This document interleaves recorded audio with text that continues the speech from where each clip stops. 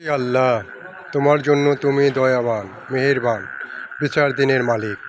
হে আল্লাহ, এই মাহে রমজানের সবাইকে তুমি গুনাহ মাফ করে দাও। হে আল্লাহ, আমাদের রোজাকে তুমি কবুল করে নাও। হে আল্লাহ, সামনে আমাদের জীবনটা আরও সুন্দর করো। হে আল্লাহ, মেহেরবানি করে যারা অসুস্থ আছে সুস্থতা দান করো, যারা দুশ্চিন্তা আছে দুশ্চিন্তা মুক্ত করো, যারা বিপদগ্রস্ত আছে বিপদ উদ্ধার করো। আল্লাহ তাআলা সবাইকে তুমি রহমত দান করো এবং সারা জাহানের মানুষকে তুমি সুস্থ এবং সচেষ্ট রাখো। আল্লাহ, তুমি ছাড়া এই পৃথিবীর উপর করে আমাদের কেউ নেই।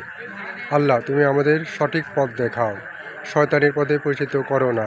আমিন। আমরা যতদিন বাঁচব আল্লাহ রাসূলের পথে থেকে আমরা জীবনটা পরিচালনা করব। যদি আল্লাহ রাসূলের পথে আমরা জীবনটা পরিচালিত করতে পারি তাহলে আমাদের জান্নাত নিশ্চিত। তাই আমরা হেলায় খেলায় না কাটিয়ে আমরা আল্লাহ রাসূলের পথে আমাদের জীবনটা সুন্দর করে গুছিয়ে নিই। যদি আমরা গুছিয়ে নিতে পারি নিশ্চিত আমাদের জান্নাত।